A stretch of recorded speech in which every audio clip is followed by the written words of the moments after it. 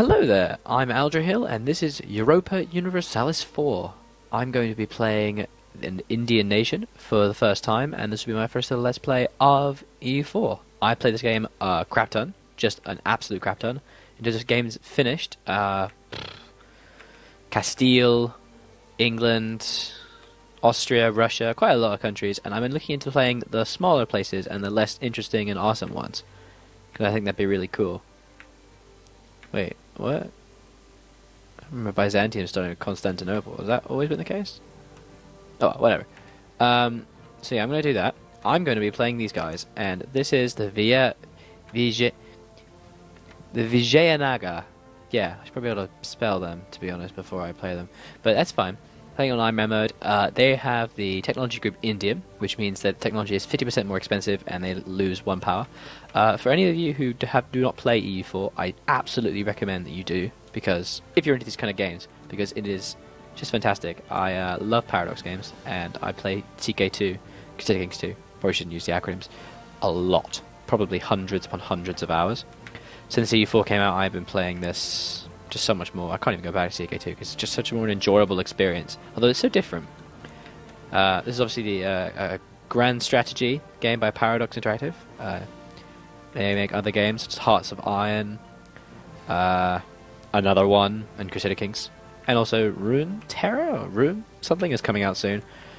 Maybe they'll like this video enough so that they give me a free demo copy of it, and then I can review it for them, and we can have a great working relationship. That'd be amazing. You should all ask them to do that. That'd be great. Thanks. But in the meantime, we're going to get this Let's Play underway. I'm going to be playing the Vijayanagar because they're in a really great position. They start with 3 one-province miners directly to the left of them. A small 4-province miner to the right, all coastal, which is great. And this is only the major anyway. And then once they grab that, it's just like a push towards the rest of India. So I'm going to be trying to unite all of India under Hindustan. Steal on, I'll take you soon. And I think these guys are a great nation to do it. Quite an moderately easy one, but I've never played in India before, so I'm going to need to do a little bit of an easier one, I think. It's also a very decent leader stat of 3-3-4, with an general level of 2-2-2. The idea is, when you get them all, you get 100% mercenary, 100% available mercenaries and some good stuff. Global trade power, so they're going to be very, means they can have a lot of money early. Cavalry, combat ability, stability. It's just, they seem pretty decent. So I'm going to jump right in. Let's do it. We're on Iron Man mode. 1444, basic start. Let's do it. We're going to call it... Here come these Iron Man modes. Iron Man games I played. India. Let's do it. The position, as it seems, looks pretty interesting. Go. I don't need these hints. So, let's take a look around. We have our leader, who's 40 years old, and a decentish heir. Not as good as the king himself, but it's okay. The Raja,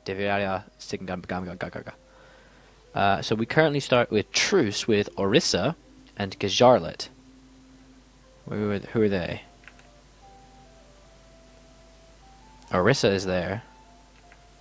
Where is Gujarat? Okay, there. So the truce is with these two. That's okay.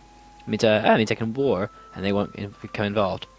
And I have Reconquest Casus Belli against the Bahamas and Orissa. Ah, excellent. They held provinces which are rightfully ours. I'm just going to straight up attack them then. And I'm also guaranteeing the independence of Malabar. Where is Malabar? Right there. Okay. I think I'm trying to vassalize them. Yeah, I am. So, here's what I'm going to do. I want to vassalize them. Can I? So, royal marriage, military alliance. So, to vassalize, everyone, by the way, I'm going to make it mildly a tutorial Let's Play, just for other people who don't really know the game very well. I mean, this isn't going to be like a... Oh, I can't show you because it doesn't show it. Like a Castile Let's Play, like Quill 18 did. I know he did a Quill... I think he did a Castile Let's Play that was really helpful. I think it really helped me get into the game. Might have been Castile. But it's going to be different, so it's all Hindu instead of Christian. To vassalize someone, which is a really helpful way to incorporate them to your realm without war, which you can then annex them later, you need to have a royal marriage with them and a military alliance, have at least 190 relation, because you have 59, have the same religion, and they must be at peace. So they're a great candidate to do so. Since I'm guaranteeing their independence, I might as well just go straight out and do it. Although I'm going to guarantee independence, but I'm going to vassalize them. So I'm going to use my one diplomat, and I'm going to send him, and I'm going to give them a royal marriage. There we go. Then, okay, so technology. How long do we get? Oh, hard. Everything's harder. Oh, hey, here we are. Some missions. Let's have a look at the form Hindustan decision, which is going to be our goal. To form Hindustan and survive against the Europeans. Form the mighty Hindustan and then bring all the lands of the Indian subcontinent under your rule. Alright. So this is what we need. We need to own a crap ton of places. And at least have 3 stability. And then we get claims on all of India. Okay. So I guess we'll do that, and we'll deal with that later on. So the 3 missions we have available are spread our culture to Kanara, which is one of our provinces, I believe. Yeah. What's the culture? They have Marathi, whereas we're Kannada. No, that's not good. Okay. Form an alliance with Koshien. We're Koshien. No, I'm not going to form an alliance with some. Oh, actually, yes, I am, because I'm going to vassalize them. Because why the fuck not? I'll just vassalize those guys. Can I? Oops. How many do I have? I have 4. Yeah, I'll vassalize the 2 of them, and it saves me having to declare war. Wait, I'm not sure.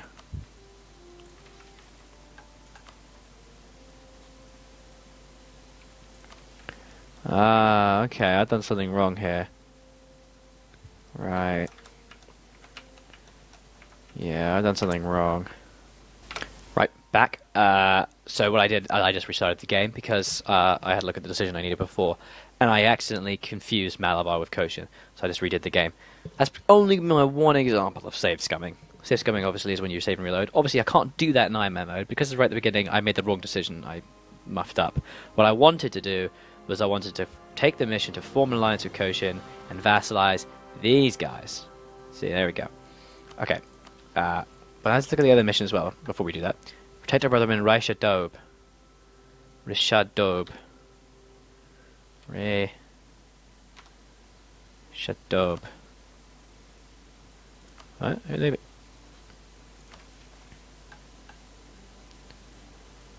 The following criteria are met. Oh, take that. Oh, I can't do that. Well, first we'll form an alliance with Koshien.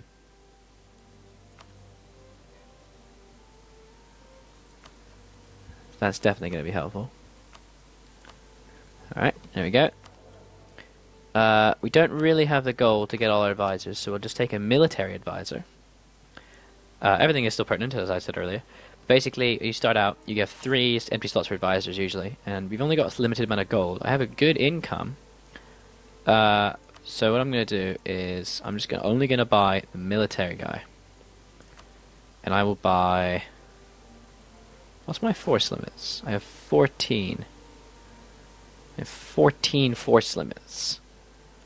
And if I buy... I can either buy the manpower, reinforcement... I'm going to buy the land force limits modifier guy. There we go. My force limits are now 16, okay. And I've got 8,000 infantry and 2,000 cavalry. I want to build another 4 cavalry. No, that's too much. 2 cavalry and 4 infantry. That's what we're going to do first. 1, 2, 3, 4. Oh, I can only afford 1. That's okay. We'll afford that when we can. So there we go. And we can hire a free military leader, which we'll do later. Actually, no, we'll do it now. Hey, he's not bad. It's 2-2. That's okay. So the military leaders, these are the pips. You got fire, you got shock, you got maneuver, and you got also siege. Those pips indicate the bonuses they'll give in that various combat stages, because combat is divided into stages between fire and shock. The issue is in the early game, before like the 1600s maybe, fire isn't used, because when you think about it, fire is gunfire, shooting each other, or maybe arrows as well. It's not actually very helpful. Shock is always much better, and shock is what is actually used. As you imagine, medieval because it's still medieval times, 1444, and medieval combat is, you know, melee. It's cavalry and infantry charging one another, fighting in melee, with maybe some archer support, but it's not as important as like muskets that comes later. Much later on, fire is so much more important as a statistic. But in the meantime now, it's shock. Especially as cavalry are entirely shock as well. And he's got one maneuver, one siege. That's pretty decent. That's fine. So what we've gone and done is we've gonna speak to that guy. We're gonna ally them and we're gonna vassalize them. That's what we're gonna do. We're gonna build up our army and we're just gonna take Behemoth straight off the bat as soon as we can. And now let's take a look. We got 2 merchants. That's our first plan. Alright, we have the true trade nodes of the Bengal area and our own home area of Ceylon. And our power is very low, which is sad. So, that's not good. And up here, we have the Bengal area, and it's even lower. But other people are carrying over. To explain this, by the way, to any of those who are confused, I probably not doing a great job, but essentially, trade is confusing, and it's difficult to describe just this with Let's Play. It needs its own video. But essentially, everything is divided up into trade zones.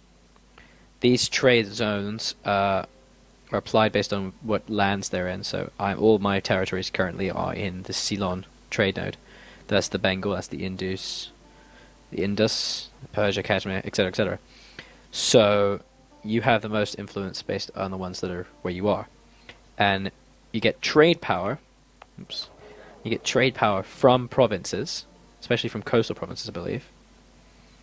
And certain other modifiers, like they have the local trade. No, hang on. Some have a local trade power modifier. These ones do not, but some do. Like this one does. Yeah. Importance in a trade. Plus 5 trade power, 1 force limits. So our trade power is 18.2 from provinces, and we get a plus 1.2% based on our prestige and our trade efficiency. Not important right now. So our current trade power equals 25.6. Because our capital is in the area as well, and we have a merchant present, which means we gain additional trade power. And multiplied by this. So that's what that is. Now what we can do, especially to amplify this, is we can send our fleets, which we have a couple. I'm not going to send out my cogs, because cogs have just... they've got just no combat stats at all. If you look at the combat stats here, that's the hull size. That's how much they resist damage, right? And this is the cannon fire.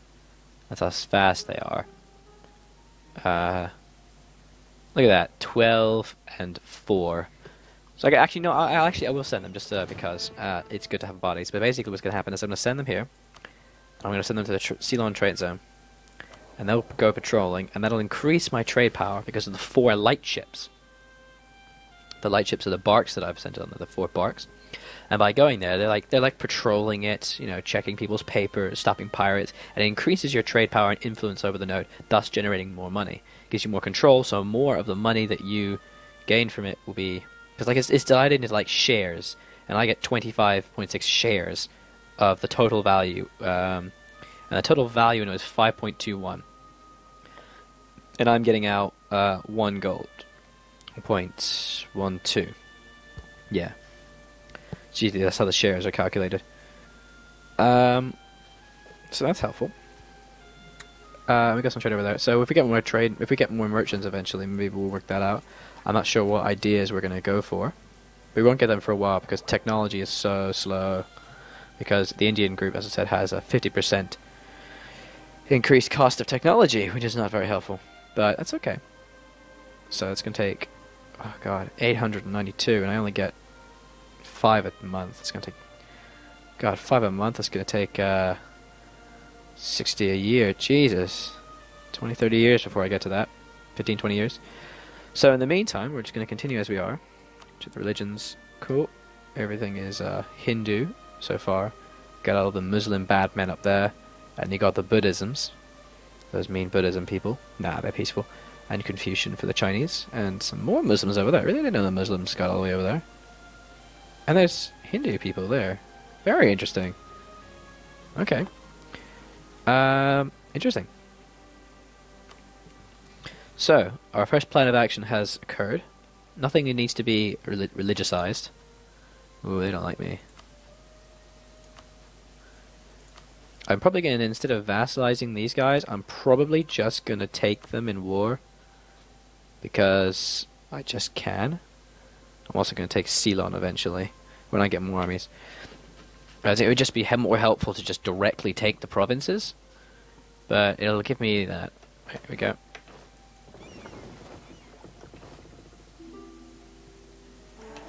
Oh, they accepted it. Oh, 25 power and prestige.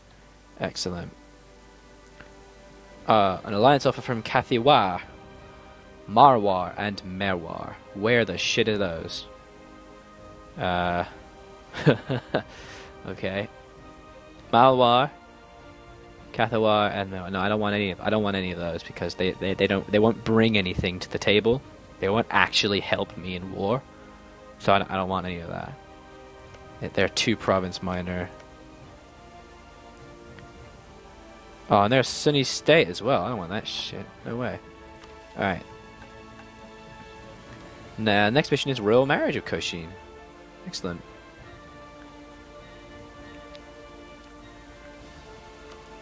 Cool. Getting some marriage. Getting to get some free Diplo points. To the dynastic menu. Royal Marriage. You have to wait until the 12th of December because you've recently sent one. Oh, I'm going to increase the speed a little bit. Alright. So our first move is we're just going to try and take a couple provinces and release some vassals. Try and gobble them up.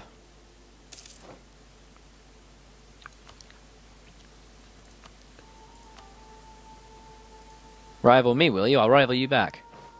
Asshole. Way more powerful than you. I'll kick your ass. Okay, now we're gonna give him a royal marriage. In 2 days. There we go. Alright. And then the next mission is to form an alliance with Malabar. No, that's a bit lame, isn't it? I don't really want another alliance with these guys. I'd rather just take them, honestly, because I can. The tricky thing is, though, if you expand too quickly, you incur an incredible amount of overextension, but also aggressive expansion. So if I'm definitely gonna take this province, and maybe I'll take that one. But I don't think I can really take more than that.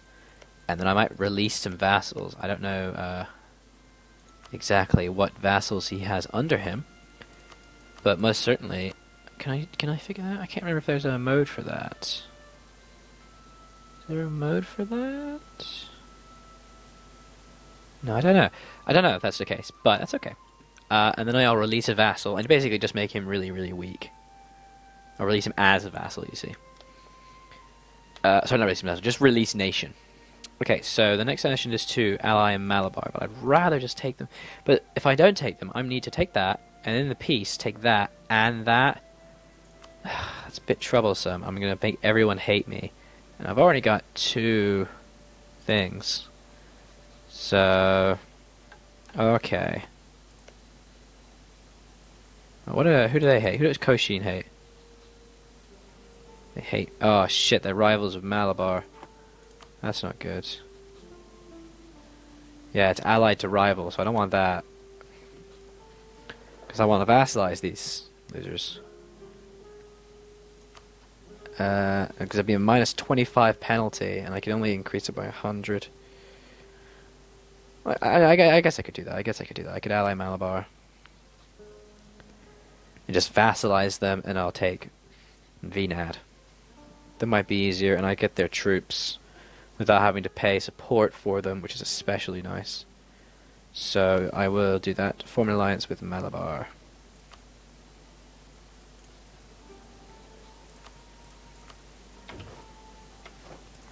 Excellent. See, they don't like me as much.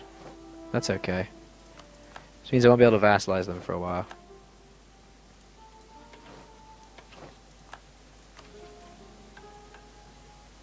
And then we got the repair relations with Behemoth. Who is Behemoth? Behemoth. What? Barmayans. What?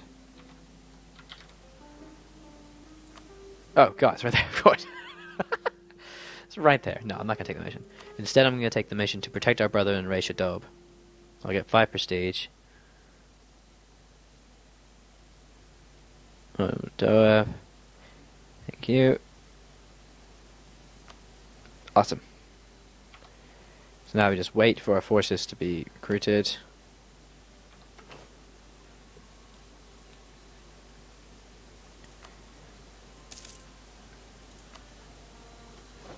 These guys will help me in my wars, I believe. There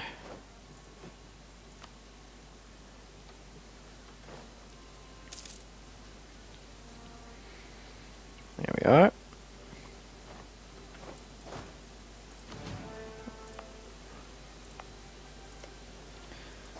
Got our general. Okay, let's do it. Take core.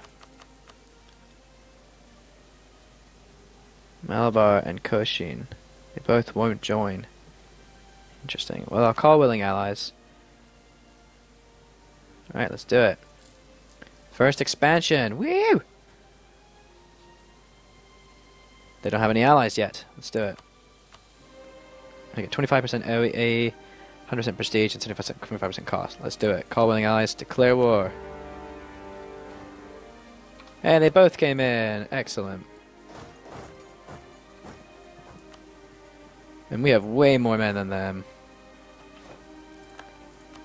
Look at that. The 6,000. We got 4,000 infantrymen. 8,000 infantrymen from our allies. Look at that. That is amazing. Wait, what? Are they not actually in the war? They're not actually in the war. But that's okay. What's the terrain? Check the terrain.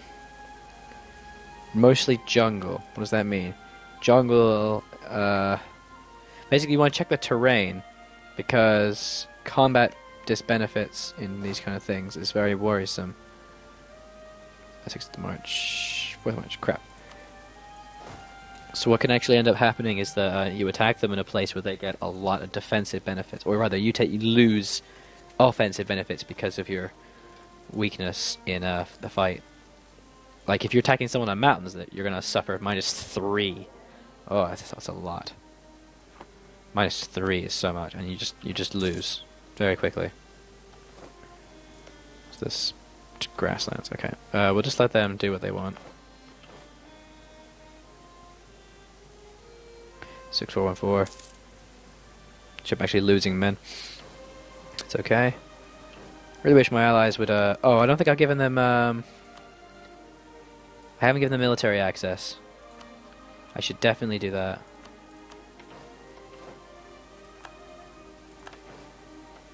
There we go.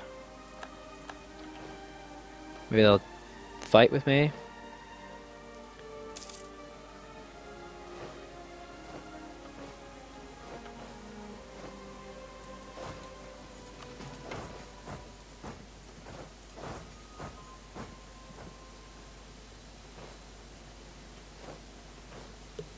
Bring it on.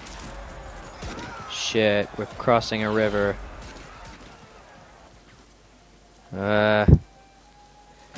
Oh dear.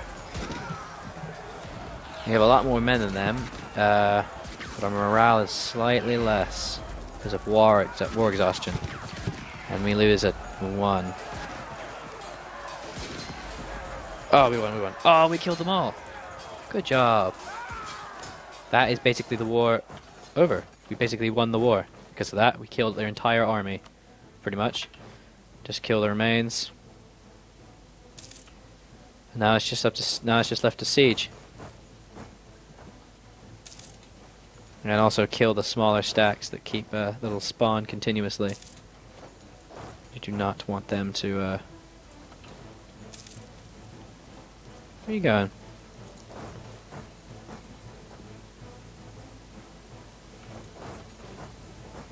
Off we go, come on. Okay. Okay, here's what we're gonna do. We're just just gonna start sieging this shit. No, we're gonna siege this shit. Where they get these 7,000 men? Are they they might be mercs actually. That's highly possible.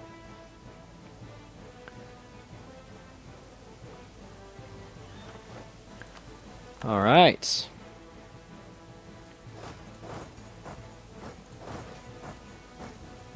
And we'll just attack these guys. How long is the period? To explain some sieging, by the way, in case you were not really aware. Basically, the troops siege. There's the attackers with the number of troops and their attrition. Sadly, you always get monthly attrition due to siege plus 1%, which is sad. Why is it less? Should be tropical plus 1% as well. That's odd. Oh, it's plus 1%. It's like 1 point nothing. And then that's the troops. You don't ever want to really assault unless you have like a superior advantage. The fort level also does not help. I wouldn't want to lose too many troops. It's just not worth it. So, how it works is each siege phase happens, which is this one's 29 days. Each siege phase. That was a very loud sound. Interesting. Right, leaving that loud sound alone. So, yeah, as I was saying, each siege phase is 29 days. And every single time that happens, there's a percentage chance for one of these things to happen. So there's a 50% chance for supply shortage, 14 for food shortage, 7% for water shortage, 0 for defenders desert, and the surrender itself, there's 0. Basically, it's based on dice rolls. The dice rolled 1 to 14, and then there's siege modifiers. So the total modifiers, we get 1 from the leader siege, but we lose -2 based on the fort level. So, what does that mean? Oh, that's the last roll. Okay, so I guess that influences it. So basically, you get a -1 to rolls. When we eventually get artillery will happen later on when artillery is invented. It's only 1445. When that happens eventually, that'll really help. You get bonuses for that, and you also get bonuses for having the provinces being blockaded by ships. But it's not a coastal province, so I can't do that. So you just gotta wait. Also, walls can be breached if they just happen to be breached. Die roll at 14 we get the effect of breaching of walls, which gives a +3 bonus. So every 29 days, the thing will roll, and there will be a percentage chance for these things to happen, and they will advance. They will give it a bonus. You see how, as it says here, because the modifier goes from 0 to 12. Supply shortage, food shortage, water shortage, defenders desert. Each of them getting better, obviously. So that's what you hope to happen. And it will generally happen. Yeah, I have a 21. I have a 71% chance for it to advance. You just kind of let these things go, you know? You just kind of watch and wait. But in the meantime, what we're going to do is we're going to attack these scrubs. Oh shit, actually. No, we're going to wait for it to... No, we're going to just attack them. Let's go. Let's kick some ass. Yeah! Oh, we killed almost all of them. I go up here. Gonna leave behind one of these. Sieging party.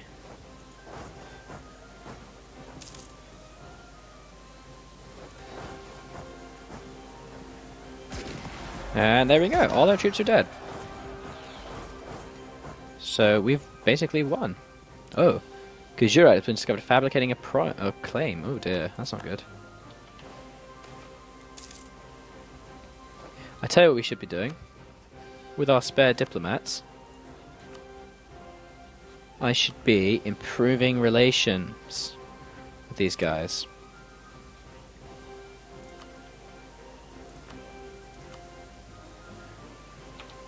Telling stellies and stories. Oh, yearly prestige, and it'll cost me 10 admin power, but I gain prestige. Prestige is always excellent, so yeah, I love that. So basically, now I can just siege these provinces like crazy.